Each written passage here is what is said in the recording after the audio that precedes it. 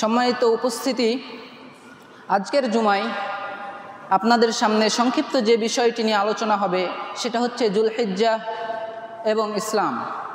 অর্থাৎ প্রথমত জুলহিজ্জা মাসের নামকরণের সংক্ষিপ্ত ইতিহাস এবং কারণ, দ্বিতীয়ত জুলহিজ্জা মাস সম্পর্কে ইসলামের যে বিবরণ বর্ণিত হয়েছে, তৃতীয়ত জুলহিজ্জার প্রথম 10 দিনের ফজিলত এবং আরাফার বর্ণনা, আরাফার সিয়াম, ঈদুল আজহা এবং আইয়ামুত তাশরিক। ইনশাআল্লাহ সংক্ষিপ্তভাবে গুরুত্বপূর্ণ আলোচনা পেশ করার চেষ্টা করব। ওমা তৌফিক ইল্লা বিল্লাহ। প্রথমতই আমরা জেনে নিই জুলহিজ্জা মাসের নামকরণ এবং তার ইতিহাস। আমরা জানি 2টা বছর রয়েছে, 2 ধরনের, একটা হচ্ছে সূর্যের গণনার হিসাবে, একটা হচ্ছে চন্দ্র বছরের হিসাবে। তো সেই হিসাবে হিজরি ক্যালেন্ডার বা চন্দ্র বছরের গণনায় জুলহিজ্জা হচ্ছে 12তম বা আরবির শেষ মাস এবং এটি হারাম মাসসমূহের দ্বিতীয় মাস।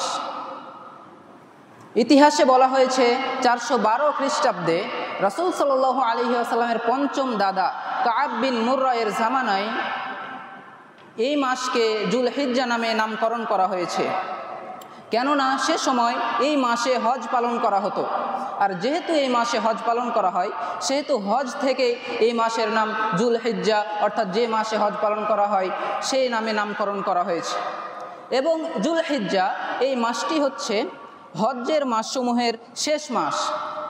মহান আল্লাহ তাআলা কুরআনুল কারীমে সূরাতুল বাকারার মধ্যে বলছেন, আল হজ্জু আশহুরুম মা'লুমাত, হজ্জের সময় হচ্ছে নির্দিষ্ট কয়েকটি মাস। আর এই নির্দিষ্ট কয়েকটি মাস শাওয়াল মাস দিয়ে শুরু হয় এবং জিলহজ মাসের 10 দিন শেষ হয়ে যাওয়ার মাধ্যমে শেষ হয়।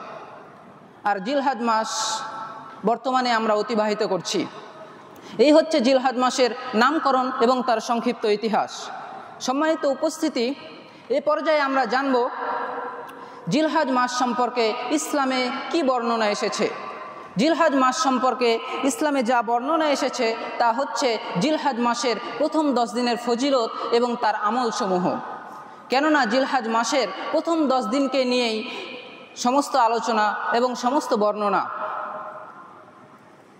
শুরুতেই আমরা জেনে নিব জিলহজ মাসের যে ফজিলতগুলো ইসলামে বর্ণিত হয়েছে। মহান আল্লাহ তাআলা কুরআনুল কারীমে সূরাতুল ফজরের মধ্যে বলছেন, ওয়াল ফজর, শপথ ফজরের, ওয়া লায়ালিন আশর, এবং শপথ 10 রাত্রের। ইবনু আব্বাস রাদিয়াল্লাহু তাআলা আনহু, জুবাইর রাদিয়াল্লাহু তাআলা আনহু এবং প্রখ্যাত মুহাদ্দিস মুজাহিদ রাহিমাহুল্লাহ সহ অধিকাংশ জুমহুর মুফাসসিরগণ এ মত পোষণ করেছেন যে লায়ালিন আশর দ্বারা জুলহিজ্জা মাসের প্রথম 10 দিনকে বোঝানো হয়েছে। অর্থাৎ আল্লাহ তাআলা এই 10 দিনের কসম খেয়েছেন এবং আল্লাহ তাআলা, মহান আল্লাহ তাআলার এই 10 দিনের কসম খাওয়া, এই 10 দিনের প্রতি শপথ করা একথার প্রমাণ বহন করে যে নিশ্চয়ই এই 10 দিন হচ্ছে অত্যন্ত মর্যাদাবান, এই 10 দিন হচ্ছে বরকতময়, এই 10 দিন হচ্ছে মহান। ইবনু হাজার রাহিমাহুল্লাহ ফাতহুল বারীর মধ্যে উল্লেখ করেছেন যে এই 10 দিনকে চয়ন করার কারণ হচ্ছে এই 10 দিনে যে ব্যাপক ইবাদতগুলো রয়েছে, যে মহান ইবাদতগুলো রয়েছে, প্রধান প্রধান ইবাদতগুলো রয়েছে, সেগুলো একত্রিত হওয়া, যেমন সালাত, যেমন সিয়াম, যেমন সাদাকা, যেমন হজ ও উমরাহ। কেননা এই প্রধান প্রধান ইবাদতগুলো একসাথে শুধুমাত্র বছরের এই 10 দিনে একত্রিত হয়। তাছাড়া কখনো বছরের অন্য কোনো সপ্তাহে, বছরের অন্য কোনো দশকে, বছরের অন্য কোনো মাসে এই প্রধান প্রধান ইবাদতগুলো একত্রিত হয় না। সুতরাং এই 10টা দিন মহান হওয়ার অন্যতম একটি কারণ হচ্ছে এই প্রধান প্রধান ইবাদতগুলো এই 10 দিনের মধ্যে একত্রিত হওয়া।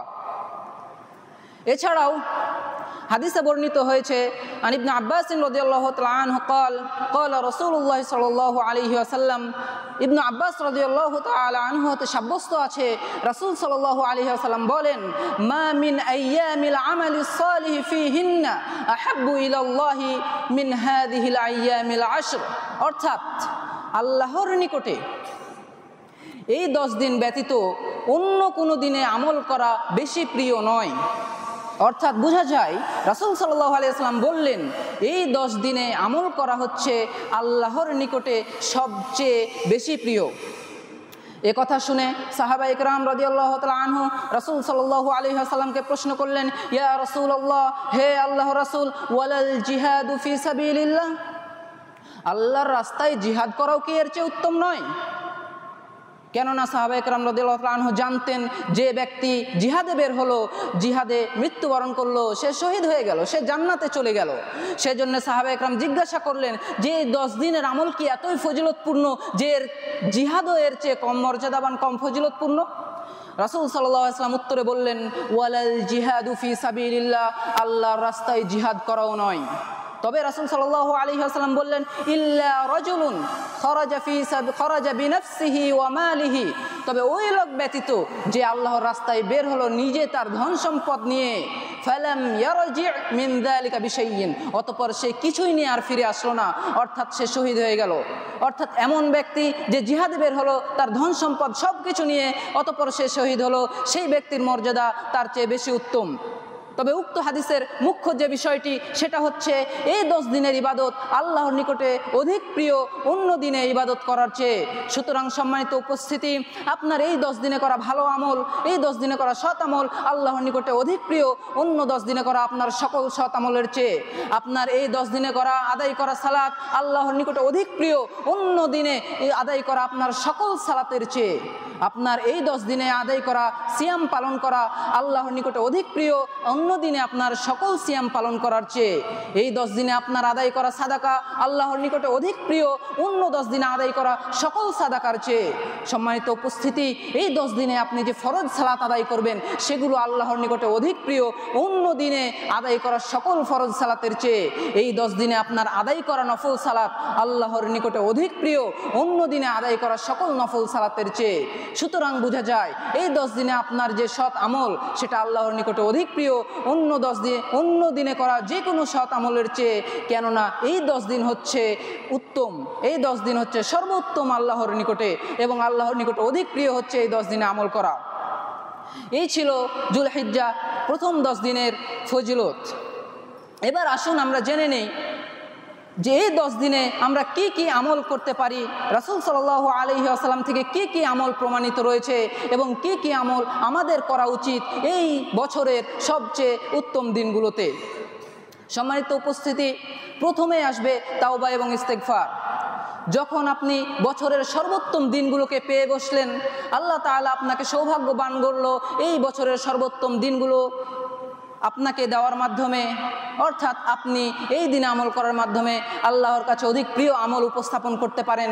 তখন প্রথমেই আপনার উচিত হবে আপনার সাথে আপনার মহান প্রতিপালকের, আপনার রবের যে চুক্তি রয়েছে সেই চুক্তিকে ঠিক করে নেওয়া, অর্থাৎ আল্লাহর কাছে তওবা ইস্তেগফার করা এবং নিজের জীবনের নতুন একটি ধাপ, নতুন একটি খাতা রচনা করা।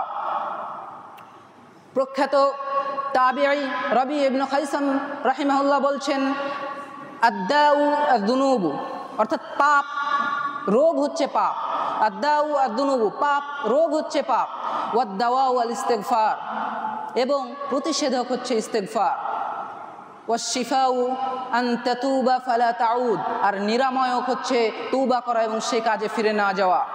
অর্থাৎ বোঝা যায় আপনি যখন পাপ করছেন তার মানে আপনি অসুস্থ, আপনার রোগ রয়েছে, আপনার রোগ সারানো উচিত, আপনার চিকিৎসা করা দরকার।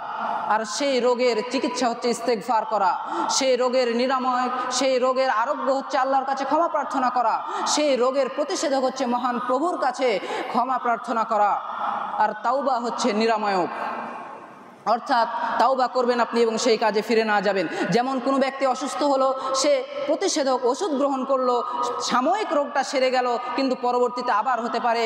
কিন্তু যখন আপনি এখান থেকে বোঝা যায় যে বলা হয়েছে শিফাউ আত-তাওবা আন তাতুবা ফালা তাউদ, তাওবা হচ্ছে যে নিরাময়ক, অর্থাৎ সে পাপটা করে আবার না যাওয়া। আপনি ইস্তেগফার করলেন পাপ থেকে, আপনি সেই পাপে আবারও যেতে পারেন, আপনি আবারও রোগী হতে পারেন, আবার পাপী হতে পারেন। কিন্তু যখন আপনি তওবা করবেন সেটা হচ্ছে নিরাময়ক, যেন আপনার অসুখটাকে একদম নিরাময় করে দিবে, একদম সুস্থ করে দিবে, আপনি আর রোগাক্রান্ত হবেন না। ঠিক তাওবাটা হচ্ছে সেরকম, আপনি তাওবা করবেন সেই পাপ থেকে যে পাপে আপনি আর কখনো ফিরে যাবেন না। সুতরাং আমাদের এই 10 দিনকে কাজে লাগাতে পারি আমরা, তার প্রথম কর্তব্য আমাদের হবে আমরা মহান প্রভুর সাথে আমাদের চুক্তিকে আরও শক্তিশালী করে নিব তাওবা ইস্তেগফার করার মাধ্যমে। দ্বিতীয়ত যে বিষয়টি আছে সেটা হচ্ছে চুল নখ কাটা থেকে বিরত থাকার মাধ্যমে। মহান আল্লাহ তাআলা যদি আপনাকে ওই সমস্ত ব্যক্তিদের মাঝে অন্তর্ভুক্ত করে থাকেন যাদেরকে আল্লাহ তাআলা কুরবানি করার সামর্থ্য দিয়েছেন, তাহলে অবশ্যই আপনার এবং আপনার পরিবারের উচিত হবে চুল নখ কাটা থেকে বিরত থাকা। হাদিসে এসেছে আন উম্মে সালামা রাদিয়াল্লাহু তাআলা আনহা আন্না নবী সাল্লাল্লাহু আলাইহি ওয়াসাল্লাম قال, উম্মে সালামা রাদিয়াল্লাহু তাআলা আনহা থেকে সাব্যস্ত আছে রাসূল সাল্লাল্লাহু আলাইহি ওয়াসাল্লাম বলছেন, ইদা রাআইতুম হিলাল যিল হিজ্জাহ, যখন তোমরা জিলহজ মাসের চাঁদ দেখবে, ওয়া আরাদা আহাদুকুম আন ইউযহিয়া, এবং তোমাদের মধ্য থেকে কোনো ব্যক্তি কুরবানি করার নিয়ত করবে, ফাল ইউমসিক আন শা'রিহি ওয়া আযফারিহি, সে যেন চুল নখ কাটা থেকে বিরত থাকে। সম্মানিত উপস্থিতি, আমরা সকলেই জানি একটা প্রাণ কুরবানি করা একটা পরিবারের পক্ষ থেকে যথেষ্ট। অর্থাৎ কোনো ব্যক্তি যখন একটা প্রাণ কুরবানি করছে, তার মানে সেই কুরবানিতে পরিবারের সকলের অংশগ্রহণ হয়ে যাচ্ছে। ঠিক তেমনইভাবে সেটা কুরবানি করে যখন খাওয়া দাওয়া করছে, তখন তার পরিবারও সেটাতে অংশগ্রহণ করছে। সুতরাং এই কুরবানি দেওয়ার মাধ্যমে যেমন কুরবানি দাতা সেই কুরবানিতে অংশগ্রহণ করছে, তার পরিবারও অংশগ্রহণ করছে আর তার মাধ্যমে সওয়াব পালন করছে। আর রাসূল সাল্লাল্লাহু আলাইহি ওয়াসাল্লামের ফরমান সেই কুরবানি দাতার জন্য যে সে যেন তার চুল নখ কাটা থেকে বিরত থাকে, তাহলে তার পরিবার কিভাবে সেই ফরমান পালন না করে নেকিতে অংশগ্রহণ করবে? আপনি কি বলতে যাচ্ছেন এক ব্যক্তি রাসূলের ফরমান পালন করে নেকি পাচ্ছে, আর একজন ব্যক্তি রাসূলের ফরমান পালন না করে নেকি পাচ্ছে? জি না, রাসূল সাল্লাল্লাহু আলাইহি ওয়াসাল্লামের ফরমান সকলকেই পালন করার মাধ্যমে সওয়াব হাসিল করতে হবে। সুতরাং আমাদের সকলেরই উচিত হবে নিজে এবং পরিবারের সকলকে উক্ত কাজ থেকে বিরত রাখার জন্য। আল্লাহ তাআলা আমাদের সকলকে সেই তৌফিক দান করুন। তৃতীয়ত, সম্মানিত উপস্থিতি, আমরা যে বিষয়টি পালন করতে পারি এই সর্বোত্তম দিনগুলোতে, তার মাঝে হচ্ছে সিয়াম পালন করা। রাসূল সাল্লাল্লাহু আলাইহি ওয়াসাল্লাম শরীয়তের মাঝে যে সমস্ত জিনিসকে অন্তর্ভুক্ত করে গিয়েছেন তার মাঝে অন্যতম হচ্ছে সিয়াম পালন করা, আর বিশেষ করে এই 10 দিনে সিয়াম পালন করা। সহিহ আবু দাউদে বর্ণিত হয়েছে রাসূল সাল্লাল্লাহু আলাইহি ওয়াসাল্লাম থেকে আন হুনাইদা ইবনে খালিদিন আন ইমরাতিহি আন বা'দি আজওয়াজিন নবী সাল্লাল্লাহু আলাইহি ওয়াসাল্লাম قالت, হুনাইদা বিন খালিদ রাদিয়াল্লাহু আনহু তার স্ত্রী থেকে, তিনি রাসূল সাল্লাল্লাহু আলাইহি ওয়াসাল্লামের জনৈক স্ত্রী থেকে বর্ণনা করছেন, কানা রাসূলুল্লাহ সাল্লাল্লাহু আলাইহি ওয়াসাল্লাম ইয়াসুমু তিসআ জিলহিজ্জাতি ওয়া ইয়াউমা আশুরা ওয়া সালাসাতি আইয়ামিন মিন কুল্লি শাহর ওয়া ইয়াউমুল ইসনাইন ওয়াল খামিস, যে রাসূল সাল্লাল্লাহু আলাইহি ওয়াসাল্লাম জিলহজ মাসের 9 তারিখে সিয়াম পালন করতেন এবং আশুরার সিয়াম পালন করতেন এবং প্রত্যেক মাসের 3 দিন সিয়াম পালন করতেন এবং মাসের শুরুর সোম এবং বৃহস্পতিবার সিয়াম পালন করতেন। সম্মানিত উপস্থিতি, হাদিসের দিকে যদি আমরা দৃষ্টিপাত করি তাহলে দেখতে পাবো আশুরার যে সিয়াম তার ভিন্ন হাদিস দ্বারা আরও প্রমাণ আছে, আইয়ামে বিদের সিয়াম তার ভিন্ন হাদিস দ্বারা আরও প্রমাণ আছে, এবং সোম বৃহস্পতিবারের সিয়াম তার ভিন্ন হাদিস দ্বারা আরও প্রমাণ আছে। তবে উক্ত হাদিসের যেটা মুখ্য বিষয় স্পষ্টভাবে বলা হয়েছে এখানে যে রাসূল সাল্লাল্লাহু আলাইহি ওয়াসাল্লাম ইয়াসুমু তিসআ যিলহিজ্জা, রাসূল সাল্লাল্লাহু আলাইহি ওয়াসাল্লাম জিলহজ মাসের 9 তারিখে সিয়াম পালন করতেন। 9 তারিখে সিয়াম পালন করার বিষয়ে আরও আলোচনা আছে, আমি আপনাদের সামনে পরবর্তীতে উল্লেখ করব। তবে এখানে যেটা মুখ্য বিষয় যে রাসূল সাল্লাল্লাহু আলাইহি ওয়াসাল্লাম এই জিলহজ মাসের যে 10 দিনের মধ্যে সিয়াম পালন করতেন সেটা। এবং আরও যে হাদিস বর্ণিত হয়েছে নফল সিয়ামের ফজিলতের বিষয়ে, আবু সাঈদ খুদরি রাদিয়াল্লাহু তাআলা আনহু থেকে বর্ণিত, তিনি বলেন, সামিআতুন নবী সাল্লাল্লাহু আলাইহি ওয়াসাল্লাম ইয়াকুল, আমি রাসূল সাল্লাল্লাহু আলাইহি ওয়াসাল্লামকে বলতে শুনেছি, তিনি বলছেন, মান সামা ইয়াওমান ফি সাবিলিল্লাহ, যে ব্যক্তি আল্লাহর রাস্তায় আল্লাহর জন্য একদিন সিয়াম পালন করবে, বা'আদাল্লাহু ওয়াজহাহু মিন জাহান্নাম 70 খরিফান, সে ব্যক্তির মুখমণ্ডলকে, সে ব্যক্তির চেহারা অবয়বকে আল্লাহ তাআলা জাহান্নাম থেকে 70 বছরের পথ দূরে সরিয়ে দিবেন। সম্মানিত উপস্থিতি, যখন একদিন সাধারণ দিনে মহান আল্লাহর জন্য সিয়াম পালন করার জন্য এত ফজিলত রয়েছে, তখন যখন আপনি বছরের সর্বশ্রেষ্ঠ দিনসমূহতে সিয়াম পালন করবেন, তখন অবশ্যই সর্বসাকুল্যে আপনি একজন লাভবান ব্যক্তি হবেন। সুতরাং আমরা সিয়াম পালন করার মাধ্যমে এই 10 দিনকে সর্বোত্তমভাবে কাজে লাগাতে পারি। পরবর্তী যে বিষয়টি আমরা করতে পারি সেটা হচ্ছে জিকির আজগার করার মাধ্যমে। এই যে 10 দিন রয়েছে উত্তম, সেই 10 দিনকে আমরা কাজে লাগাতে পারি জিকির আজগার করার মাধ্যমে। হাদিসে বর্ণিত রয়েছে আন ইবনে উমর আন নবী সাল্লাল্লাহু আলাইহি ওয়াসাল্লাম قال, ইবনে উমর রাদিয়াল্লাহু তাআলা আনহু বলছেন, রাসূল সাল্লাল্লাহু আলাইহি ওয়াসাল্লাম বলেছেন, মা মিন আইয়ামিন আফযালু ইনদাল্লাহ, আল্লাহর নিকটে সবচেয়ে প্রিয় কোনো দিন নেই, ওয়া আহাব্বু ইলাইহিল আমালু ফীহিন্না ইল্লা মিন আইয়ামিল আশর, অর্থাৎ এই 10 দিন ব্যতীত অন্য কোনো দিনে আমল করা আল্লাহর নিকটে অধিক প্রিয় নয়। অর্থাৎ আল্লাহর নিকটে এমন কোনো মহান দিন নেই এবং এমন কোনো প্রিয় দিন নেই যেই দিনে ইবাদত করা তার নিকটে সর্বোত্তম, তবে এই 10 দিন ছাড়া। সুতরাং বোঝা যায় তার পরবর্তীতে ইবনে উমর রাদিয়াল্লাহু তাআলা বলছেন যে রাসূল সাল্লাল্লাহু আলাইহি ওয়াসাল্লাম বললেন তারপরে ফাআকসিরু ফীহিন্না মিনাত তাহলিলি ওয়াত তাকবীর ওয়াত তাহমিদ, সুতরাং তোমরা এই দিনগুলোতে বেশি বেশি তাহলিল, তাকবীর এবং তাহমিদ পাঠ করো। সুতরাং বোঝা যায় এই 10 দিনগুলোতে আমরা বেশি বেশি জিকির আজগার করতে পারি, বেশি বেশি তাহলিল অর্থাৎ লা ইলাহা ইল্লাল্লাহ পাঠ করতে পারি, বেশি বেশি তাকবীর তথা আল্লাহু আকবার, বেশি বেশি তাহমিদ তথা আলহামদুলিল্লাহ পাঠ করতে পারি। তবে এগুলো হচ্ছে সাধারণ জিকির আজগার। তবে এই 10 দিনে বিশেষভাবে গুরুত্ব দেওয়া হয়েছে। সাহাবা একরামরা যে আমলটি বিশেষভাবে করতেন, যে তাকবীরটি পাঠ করতেন, সেটা হচ্ছে আল্লাহু আকবার, আল্লাহু আকবার, লা ইলাহা ইল্লাল্লাহু, আল্লাহু আকবার, আল্লাহু আকবার ওয়ালিল্লাহিল হামদ। সহিহুল বুখারীতে মুআল্লাক সূত্রে বর্ণিত আছে, কানা ইবনে উমর ওয়া আবু হুরায়রা রাদিয়াল্লাহু আনহু ইয়াখরুজানি ইলা সুকি ফি আইয়ামিল আশরি ইউকাব্বিরানি, যে ইবনে উমর এবং আবু হুরায়রা রাদিয়াল্লাহু তাআলা আনহু বাজারে যেতেন তাকবীর দিতে দিতে, ওয়া ইউকাব্বিরুন নাসু বিতাকবীরিহিমা, আর মানুষরাও তাদের তাকবীর ধ্বনি শুনে তাকবীর দিত।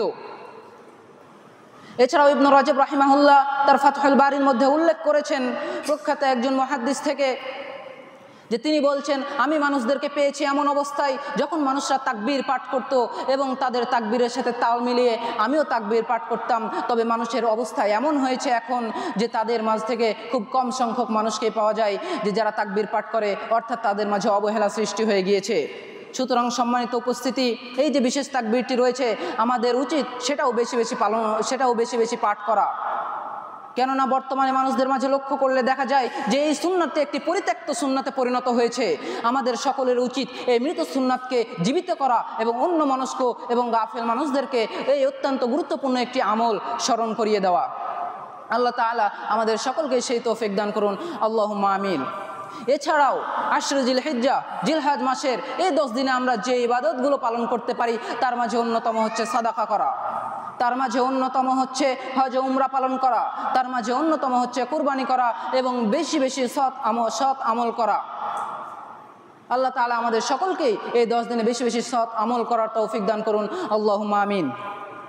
খুতবার এই পর্যায়ে আমি যে বিষয়টি নিয়ে আলোচনা করব, শরীয়তের মধ্যে অত্যন্ত গুরুত্বপূর্ণ এবং সমাজে অত্যন্ত আলোচিত একটি বিষয়, ইয়াউমে আরাফা, আরাফার বিষয়ে। আমরা সকলেই জানি আরাফার সিয়াম হচ্ছে অত্যন্ত গুরুত্বপূর্ণ একটি সিয়াম। হাদিসে বর্ণিত হয়েছে, আন আবি কাতাদা রাদিয়াল্লাহু তাআলা আনহু قال, আবু কাতাদা রাদিয়াল্লাহু তাআলা আনহু থেকে সাব্যস্ত আছে, তিনি বলছেন, ক্বালা রাসূলুল্লাহ সাল্লাল্লাহু আলাইহি ওয়াসাল্লাম, রাসূল সাল্লাল্লাহু আলাইহি ওয়াসাল্লাম বলেছেন, ফি সাওমি আশুরা, আশুরার সিয়ামের বিষয়ে, ইন্নী আহতাসিবু আলাল্লাহি আন ইউকাফফিরাস সানাহ, যে ব্যক্তি আশুরার সিয়াম পালন করবে আমি আল্লাহর নিকটে আশা রাখি যে তার 1 বছরের গুনাহকে মাফ করা হবে।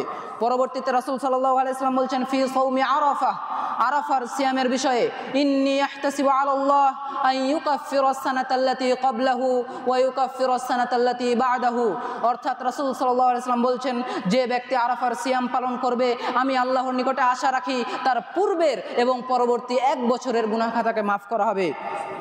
সুবহানাল্লাহ।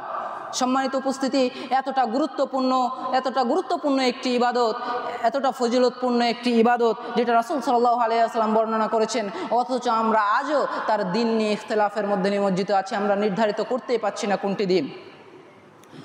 সে বিষয়ে আমি সংক্ষিপ্তভাবে আলোচনা করার চেষ্টা করব, সূক্ষ্ম বিষয়গুলো। প্রথমত, আমরা যদি লক্ষ্য করি তাহলে দেখতে পাবো হাদিসের ভাষায় স্পষ্টভাবে উল্লেখ রয়েছে দিনের কথা, এবং আমরা যদি ইবাদতের দিকে লক্ষ্য করি তাহলে ইসলামের যে ইবাদতগুলো বর্ণিত রয়েছে আমরা দেখতে পাবো ইসলামের ইবাদতগুলো কয়েকটি ভাগে বিভক্ত। এক নাম্বার হচ্ছে যেগুলো সূর্যের ওপরে নির্ভর করে আদায় করা হয়, যেমন দৈনন্দিন 5 ওয়াক্ত সালাতের আপনার ওয়াক্তসমূহ। আপনি ফজরের সালাত কখন আদায় করবেন? সূর্য ওঠার আগে। আপনি জোহরের সালাত কখন আদায় করবেন? সূর্য মাথার ওপর থেকে একটু ঢলে যাওয়ার পরে। তো সালাতের যে ওয়াক্তগুলো রয়েছে এটা হচ্ছে সূর্যের ওপর নির্ভর করে আদায় করা হয়। এবং এমন কিছু ইবাদত রয়েছে যেগুলো দিনের ওপর নির্ভর করা হয়, যেমন বৃহস্পতিবার এবং সোমবারের সিয়াম পালন করা, অর্থাৎ তারিখ যতই হোক আপনাকে সপ্তাহে বৃহস্পতিবার এবং সোমবার সিয়াম পালন করতে হবে। এছাড়াও যে নিষেধ করা হয়েছে হাদিসে যে কোনো ব্যক্তি নির্দিষ্টভাবে শুক্রবার এবং শনিবারে সিয়াম পালন করতে পারবে না, হয় আগের সাথে পরের সাথে বা কোনো সওয়াব থাকা লাগবে শুক্রবার অথবা শনিবার সিয়াম পালন করার জন্য। সুতরাং এই যে সিয়াম পালনগুলো রয়েছে বৃহস্পতিবার, সোমবার এবং নিষিদ্ধ শুক্রবার, এগুলো প্রত্যেকটি নির্দিষ্ট দিনের সাথে সম্পৃক্ত। সুতরাং তারিখ যতই হোক সমস্যা নাই। আর কিছু ইবাদত রয়েছে যেগুলো চাঁদ ওঠার সাথে সম্পৃক্ত, যেমন রমাদানের সিয়াম, যেমন ইয়াউমে আশুরা, যেমন মুহররমের সিয়াম, যেমন আইয়ামে বীজ। এগুলো আপনার নিজ নিজ অঞ্চলের চাঁদ উদয় হওয়ার উপরে নির্ভর করে আদায় করা হয়।